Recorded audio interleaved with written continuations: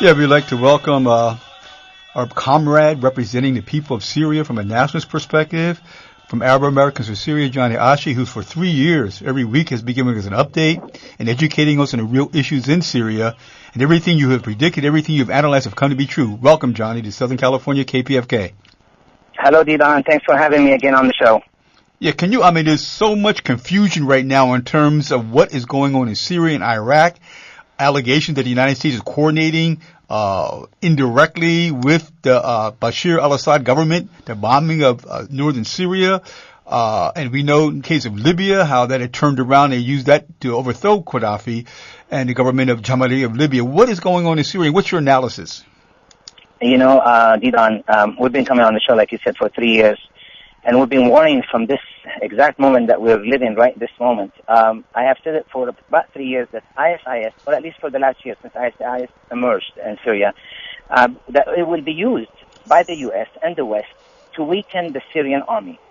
And then we predicted that that same ISIS will be then used as a pretext for war and intervention. Okay?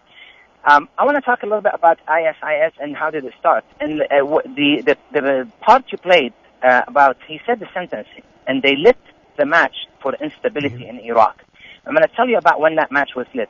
This Abu Bakr al-Baghdadi, the Khalifa of ISIS today, he was imprisoned in Iraq by the Americans for 6 months. He was released in 2008, only to start in 2010, when the United States announced that they will be withdrawing troops in 2011, 2010 he started at that time it's called the Islamic State of Iraq. There was no Lebanon or Syria added, so it was just Islamic State of Iraq. As a Khalifa, on his very first day, and this is documented, 42 bombings took place in Baghdad. 42 bombings, and all in Shiite areas, mosques and public places, old souk. 42 took the lives of hundreds of Shiite Muslims, and that was on his first day at the job.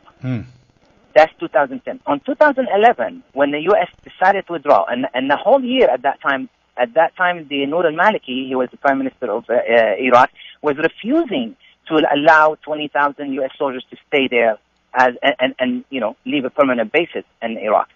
So what happened? As the U.S. was withdrawn from Iraq, something called Arab Spring began. It's a coincidence maybe, but I think there's a lot more to it. Instability came in as the United States is leaving the area to trying to let the world know, you see, we leave, things are going to blow up. So lit the match for instability is absolutely correct by the speaker who, that part you played. And that's exactly what's happening today. What is happening in Syria. And, today, this bombing, humanitarian bombings by the United States under a counter-terrorism mandate, it's not going to fly, by people who've been witnessing what's happening in Syria. ISIS have been committing atrocities in Syria for the last 3 years. It's nothing new. So the beheading of the 3 Westerners, Foley, Sotloff, and Haynes, on the hands of the Islamic State has, pulled a strong condemnation by Western heads of state. However, it's been happening in Syria for years, for the last 3 years, and it's been documented. Beheading of priests, mass killing of hundreds of captive soldiers or even civilians. So this thing is playing again as a false flag operation. Obama talks about not wanting to put troops on the ground. Yesterday, the Pentagon talked about the airstrikes will not be sufficient. Not even 1 week into this. Not even 1 week into the bombing. Already they're saying it's not going to be sufficient. We need troops on the ground. Now they're talking about, arming and training 15,000 moderate rebels. We go back to the moderate rebels story. There is no moderate rebels in Syria, and I have to insist to say it every single time. Let's talk about the double standards here. Between now, because the Westerners are killed, and when Syrians have been being killed for 1,000 people, at that time, the U.S. was helping and aiding these fighters. They were being trained in Qatar and Saudi Arabia. They're called freedom fighters. These freedom fighters were Islamist extremists, and they were all part of Al-Nusrah and the ISIS brigades that we are fighting today. Every expatriate opposition on the Syrian side, we're calling Al-Nusrah our brotherhood, where they're calling ISIS, they're helping us oust Bashar president. So they were all calling them their brothers, and now they're all taking part wanting to bomb them. how funny that a lot of Western nations did not agree to bomb Syria, but the 5 countries that agreed from the Arab League are Qatar, Saudi Arabia, United Arab Emirates, Jordan, and Bahrain. The 5 that have been financing and calling for jihad and training and promoting these people are now deciding that they're going to fight them. So it's a smoke screen. They're making IS sound a lot bigger than what it is. We know that. They're making it sound like it's impossible to fight. You know that, and we know that they don't have airplanes. Come on. I mean, the United States government cannot pick up the communication of ISIS, who are flat out in the desert. They can spy on the Queen Elizabeth and the prime ministers of the whole world, and they cannot spy on ISIS. And all their weapons are American weapons, Dedon, you know? So it's obviously what it is. As an Syrian, a lot of people have mixed feelings. They feel, because we're Syrians and they're fighting, United States helping us fight terrorism. I need to repeat, and I will repeat it always. We are against any type of intervention in Syria, any military intervention, whether to oust Bashar Assad, whether to oust the ISIS. Just help us by stop the funding to these mercenaries. Help us by cutting off supplies of weapons to them, and let the Syrian army, who has the sovereignty of Syria, take care of these people.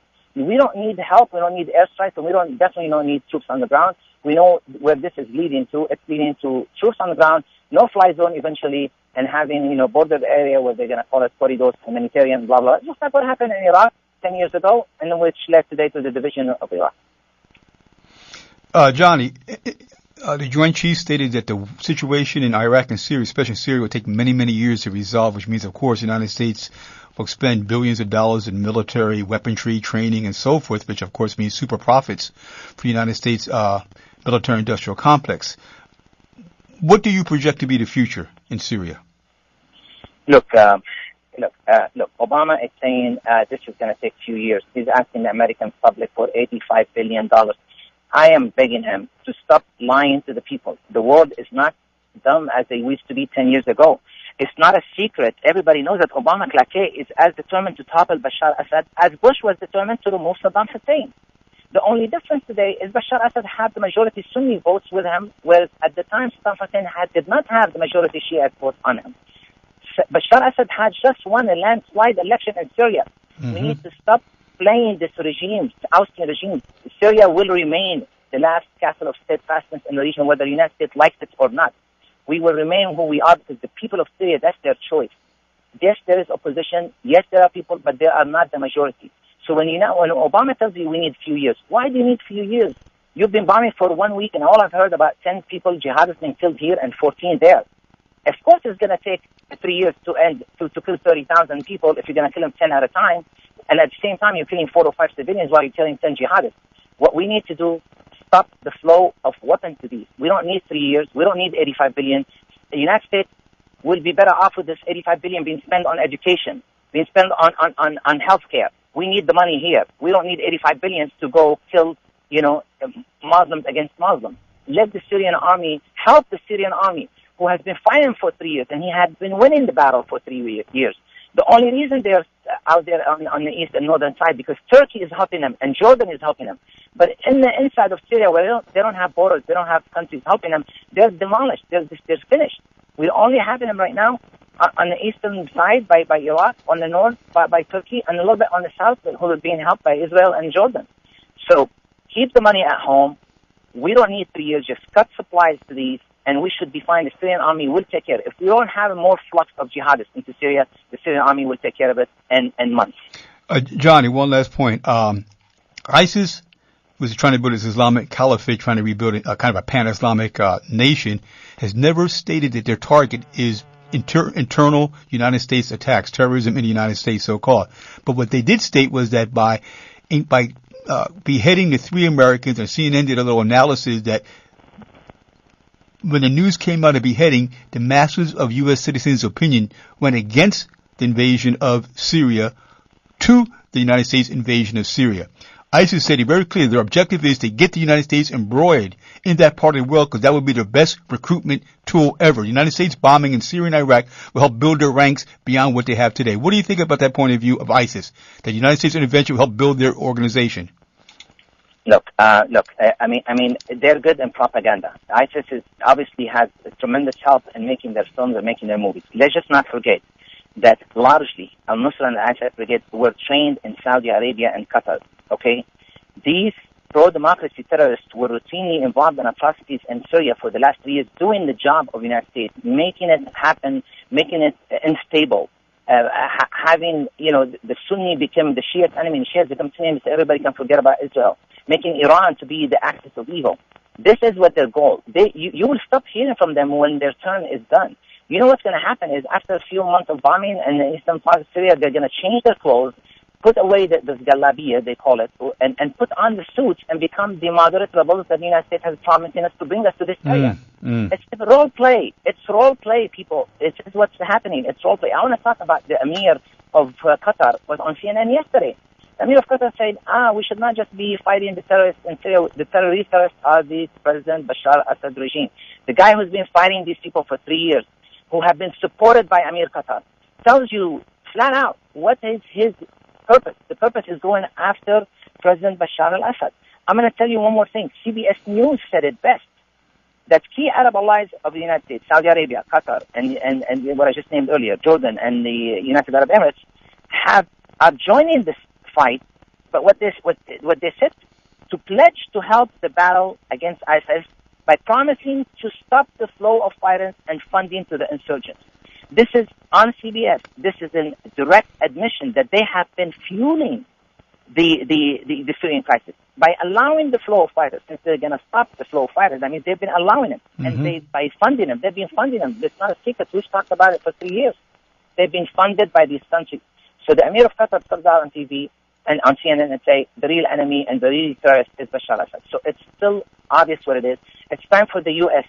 public, like they did it last September when they phoned into Congress. They made 4 million calls. These American people, when they have the will, they have the way. They've made 4 million emails to their congressmen saying no war on Syria. I urge them to do it again. We need to write our congressmen and tell them, stay the hell out of Syria. We do not want to intervene. Just stop training, stop sending more money and more weapons to neither veterans nor terrorists, they're all the same. Stop the flow of weapons into Syria and everyone should be fine. And thank you. We thank you. And once again, for listening audience, from our research and my travels, among others, since the McKinney, among many others, we found, and you can look this up yourself, that the government of Bashar al-Assad, led by the Ba'athist Party, is a secular government. It's not a theocracy or religious dictatorship. Women, youth, ethnic minorities, and religious groupings have freedom under the present government of President Bashar al-Assad. So obviously that's a more progressive government than any of these forces running around trying to overthrow the government to set up an Islamic feudal state to oppress women and ethnic minorities.